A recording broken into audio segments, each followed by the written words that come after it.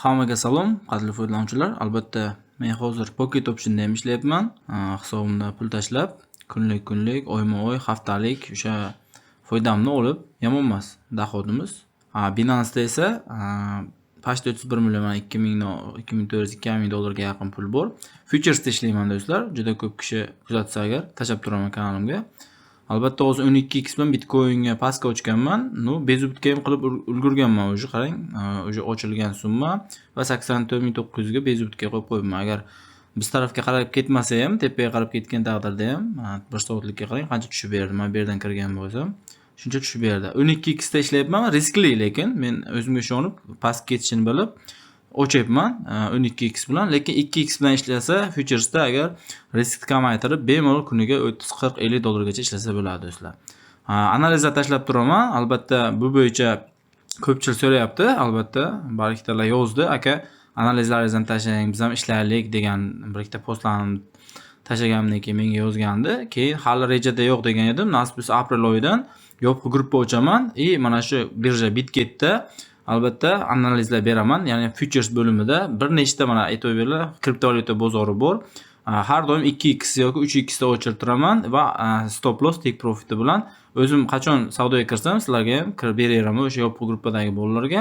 Albatta a'zo bo'lsalaringiz qo'shib qo'yaman yopiq gruppaga. Aprel oyidan yangi ochyapman do'stlar. Shu kriptovalyuta bo'yicha analizlar tashlab boraman.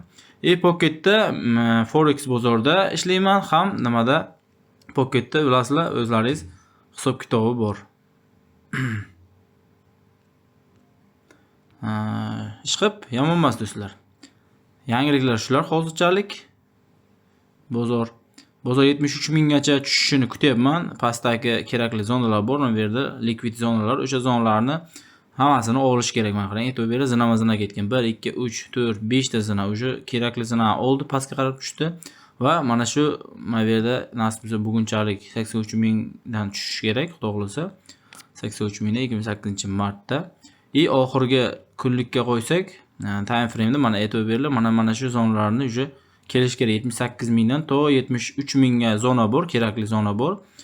Likvid zona, o'sha zonaga qarab harakatlanyapti do'stlar. Kutamiz. Agar narx bezubitganmi olmasdan do'stlar, bezubitganmi hozir boya ko'rsatdim, bezubitganmi olmasdan pastga qarab ketgan taqdirda 78 mingga borsa do'stlar, 78 minggacha 2100 dollar foyda qilar ekanman. Ya'ni past 30 millionga yaqin pul bo'ladi do'stlar. Hech narsa yutqazmayman bu nimadan, futures bo'limidan. Chunki hammasi bezubitga stop loss take profit bilan aniqlikda ishlanyapti do'stlar. Telegram kanalimga a'zo bo'linglar do'stlar. Shu video tagida hamma silka manzillarni qoldiraman. Savollar bo'lsa va mana shu men bilan birga savdolarimni kopiya qilmoqchi bo'lsalaringiz, Bitgetda yoki Pocketda bemalol yozishlaringiz mumkin. O'zgarish shartlari bor. O'shalarni bajarib yoki to'lovi bor, oylik o'sha to'lovni qilib bemalol kirishlaringiz mumkin do'stlar.